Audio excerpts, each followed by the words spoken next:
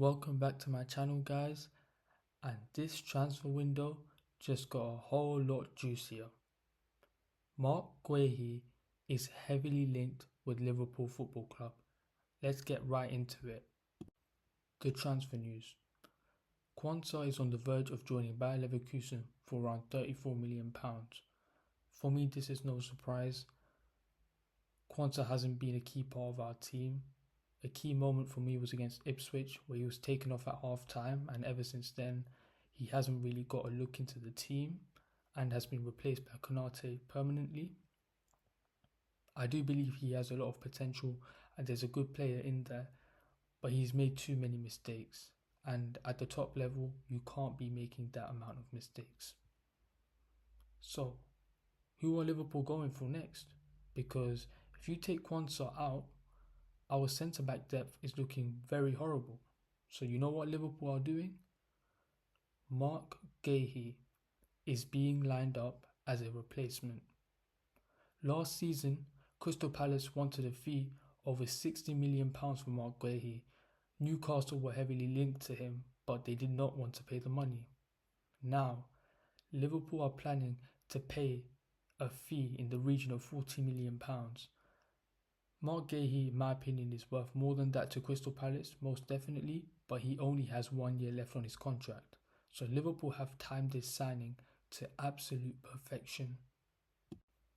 What are Marc Guéhi's strengths and what he offers to Liverpool?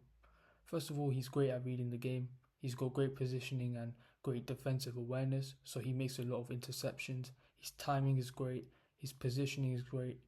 He's just a very smart, high IQ defender. He's got great leadership. He's the leader of that Crystal Palace team, had led them to a FA Cup victory against Man City. So he's definitely Premier League proven as well. He's great on the ball, great at progressive passes, got more progressive passes per 90 than Van Dijk, which is an accomplishment in itself. He's got great long range passing and he switches play effectively. So on the ball and technically, he's as good as any centre-back in the league, and he perfectly suits Arne Slot's system. He's got great speed and agility, so he's got all the physical attributes for an elite centre-back. He's strong in duels, both aerially and on the ground.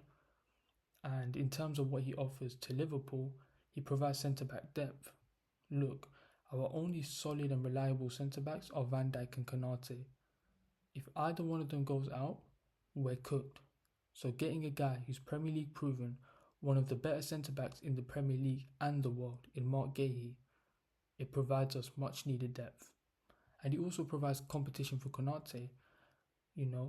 Konaté might be thinking, yo, I'm solidified in this team. I don't need to try as hard. I don't need to train as hard.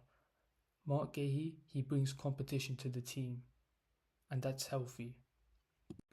Weaknesses. Even though he is strong in his aerial duels, he's not as effective as, other elite centre-backs like a Konaté or a Van Dijk. And this is purely because of his height and stature. He's 1.82 metres tall, so around 6 foot. So he's not the tallest of centre-backs, but he still can cope in the league. We've already seen that. Guys, look. Liverpool Football Club are treating this transfer window like FIFA career mode. We're literally buying everyone from everywhere. I didn't even know we were linked to Marc Guéhi until today. These rumours, these news, they're coming out of nowhere, out of thin air, like magic.